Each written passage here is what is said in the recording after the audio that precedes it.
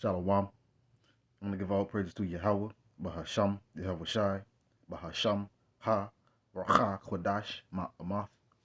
Double honors to the elder apostles of GMS and their elders. Double honors to my elder, Aharawan, Ban Yasharala of the Lions Den Camp, located here in Jacksonville, Florida. Also, salutations to the sincere Akim, pushing his truth and sincerity around the four corners of this earth. I'm Nakar Kharab Ban Yasharala, coming out of the Lions Den Camp of Yasharala here in Jacksonville, Florida. Not today, but coming out with a lesson. And the Bishop Kanak of this camp, the Lions Den Camp, he put another article in the group chat. And as you can see the title, and before I read anything, certain words I will be substituting.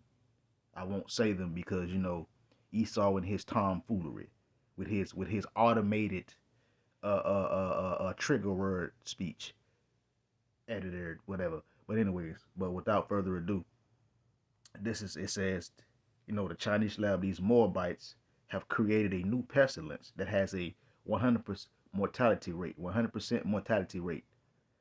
It says in human. I ain't gonna say that word because it might be a trigger word. Mice. So basically, these Moabites then pretty much took some animals, mice, and did some crossing and some jerry rigging and some splicing or whatever to get it to see how it would affect people. We're gonna leave it at that. But let's continue. Uh, it says according to a paper submitted for peer review on January 4th, 2024. I'm just gonna say the lethal pestilence of human ACE2 transgenic mice caused by those words right there related to a pangolin pestilence GX-P2V or short 3UTR. It's lucky if it don't make any sense with that. I'm just trying to certain words, but nonetheless, it says a new lab created pestilence has the potential to kill 100% of those affected with the pestilence within 8 days of contact. It says the mice were genetically modified to express the human ACE2 receptor. As I said before, it says this is the receptor responsible for allowing pestilence to gain cellular entry. It says I'm just gonna say the infected mice with a pestilence engineered from a strain found in pangolins. And if you ever seen a pangolin, it looked like a armor-plated anteater. And it says pangolins are medium-sized animals growing to 12 to 30 inches in length. So maybe a foot and some change, maybe 2 feet, in length. Have the appearance of a scaled plated anteater. It says researchers monitored the mice for signs of illness by recording body weight, taking tissue samples, and monitoring for other symptoms. By the third day post sickness, tissue samples from the sick mice had a significant amount of sickness RNA in the brain, eye, lung, and nasal tissue. It says shrunken neurons were detected in the brain's tissue in the samples taken on the third day.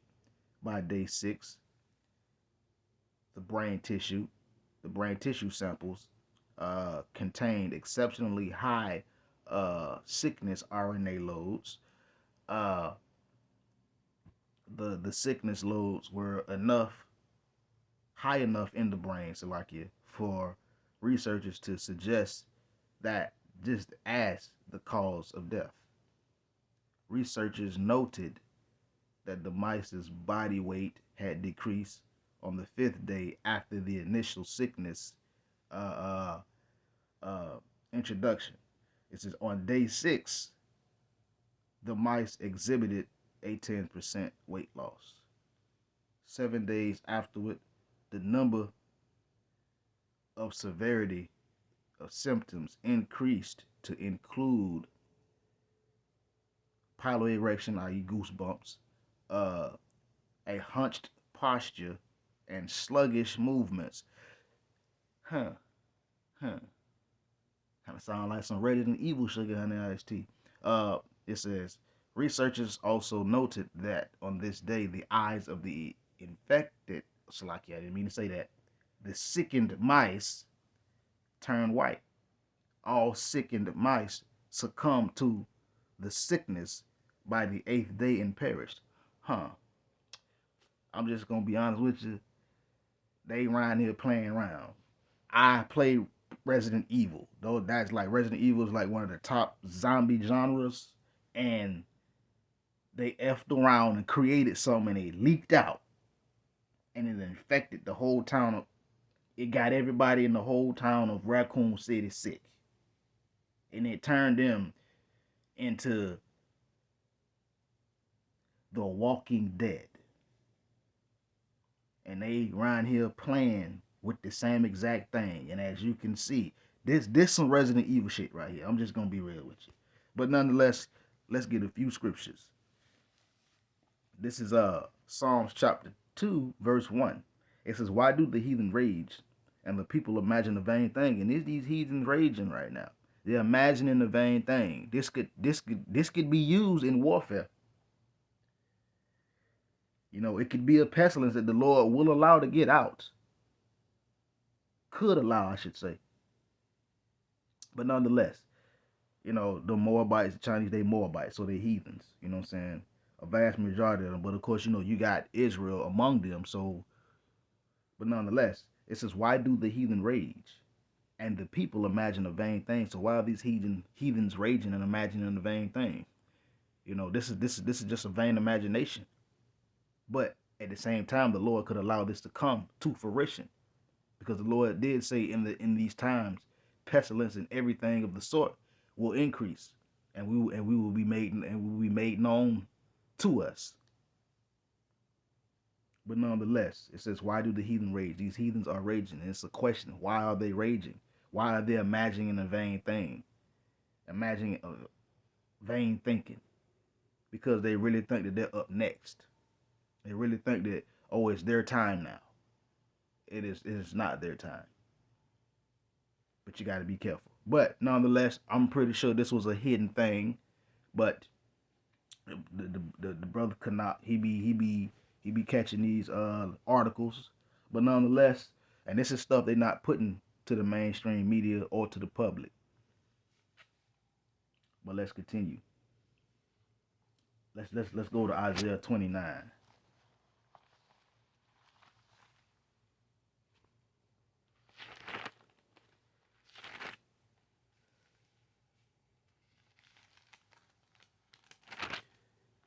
Verse 15. It says, woe unto them that seek deep to hide their counsel from the Lord Yahweh, and their works are in the dark, and they say, who seeth us and who knoweth us? So it says, woe to those who seek deep to hide their counsel. See, Esau and these other heathen nations, they do things like they want to hide their counsel. They want to keep things limited. They don't want the public eye to know because they fear the eyes of men rather than the eyes of the Lord, which are 10,000 times brighter than the sun. But it says, woe, woe means destruction unto those that seek deep to hide their counsel from the Heavenly Father. The Heavenly Father sees everything. So it's going to be a destruction and a judgment that's coming to these heathens that are raging. And they hide their works in the dark, and they think that nobody doesn't see them. They say things like, who seeth us, especially Esau, and who know what we're doing. Well, Yahweh Bahashim Yahushua knows. Yahweh Bahashim Yahushua sees in that darkness that they're covering themselves with. So something magically happened, and people magically start being affected with illnesses and pestilence. Just know Remember, the Lord told you first. The Heavenly Father allowed it to be made known. But nonetheless, yet again, it says, woe to them that seek deep to hide their counsel, and that their works are in the dark, and they think that nobody see them. Woe means destruction. Woe means judgment. But let's continue. Uh, let's go there real quick. Obadiah, verse 6. It says, how are the things of Esau searched out? How are his hid things sought up? So how are these things searched out and these hidden things sought up of Esau? It is exposed by Yahweh Bashim Yahushai, because all works of flesh are before the eyes of him. Every work of man that man does, the Heavenly Father sees it. So the Heavenly Father is the one that can expose it. And he uses his men, his prophets, his preachers, his teachers, his ministers, his evangelists, his pastors to speak about it, to come out and bring it to the forefront. So just know we in some serious times. 2024, it's finna get for real. And this right here is another thing. It's a hidden thing because most people don't know this. But it is exposed. Why? And how? Through Yahweh Hashem Yahushua. Why? So that this devil can be taken down. Him and his constituents. Meaning these other nations that are in league with him. When Esau go down, they're going to mourn. They're going to cry because they ain't going to be able to make no money and do none of that tomfoolery that they've been doing. But nonetheless, these heathens are raging. They in they places of study or whatever you want to call it, making stuff. But these things are searched out. How are they searched out? The things of Esau. By the Lord Yahweh Shemel Shai. That is how they are searched out. But let's continue. One more. This is Micah chapter 2, verse 1.